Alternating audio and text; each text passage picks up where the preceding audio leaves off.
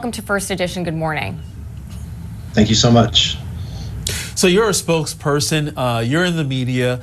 There's a cluster of Israeli settlements located in the Judean mountains directly south of Jerusalem and Bethlehem in the West Bank. Tell us all about that and how that relates to everything that's going on.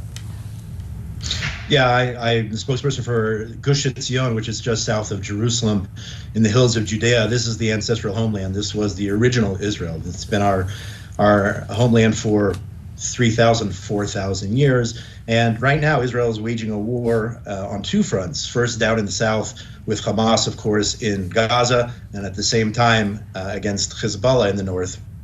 From Lebanon. And just a few minutes ago, Hezbollah launched an anti-tank rocket at an Israeli position in northern Israel, and that's going on a daily basis. And of course, Israel must finish Hamas, destroy Hamas, and rescue our hostages in Gaza right now. So that's the situation on the ground, and hopefully Israel will take care of business despite the international pressure against the state of Israel, and particularly from the Biden administration, which is encouraging Israel not to go into Rafah full force, which is the last stronghold of Hamas. The last 4 battalions of Hamas are located down in Rafah. So we must go forward full steam and deal with this evil, not just for the state of Israel, but for the entire Western world.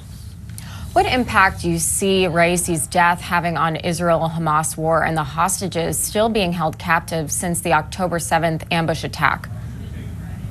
Well, people have to understand the reality is the president of Iran is essentially a puppet. He has to do what the Ayatollahs tell him to do.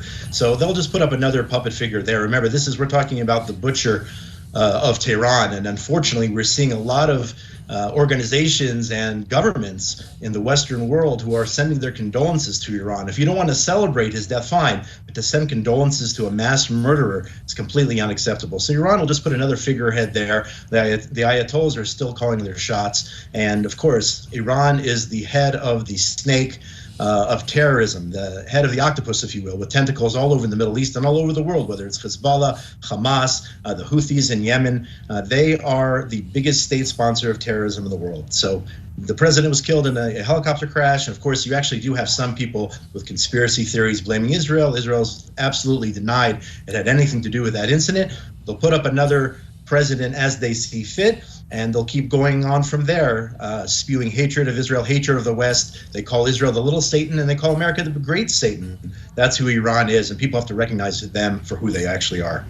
I agree with you, Josh. I think that this will only delay them slightly in their sponsoring of terrorism, but I do think that it might play out to Israel's advantage to even get this small reprieve, as to your point, as they move forward to wipe out Hamas, deal with Hezbollah in the north, at a time in which the Iranian government and structure has to hold on to power. Because we do know within Iran there was some civil unrest, and we also know that, while other nations may have expressed their sympathy, however, they also don't want Iran to get a nuclear weapon. So that also slows them down a tad bit. What say you?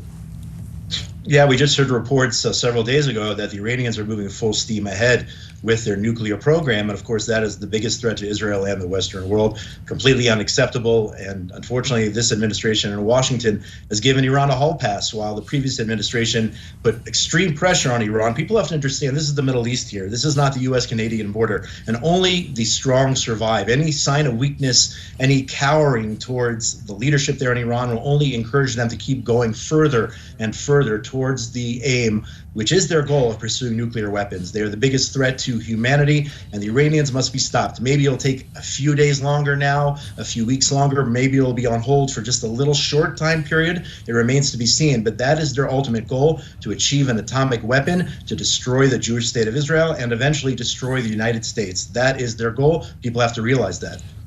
Well, given Iran's goal, yesterday, the State Department released a statement saying that they sent their condolences to Iran, and based on what happened with the president and foreign leaders. I mean, what do you make of this? When I saw this coming out of the State Department, I initially thought it was almost something like a joke, because this man, as you mentioned, former president, was called the Butcher of Tehran. He killed thousands of people, specifically also targeting women. So it's just so incredibly shocking. But what was your reaction?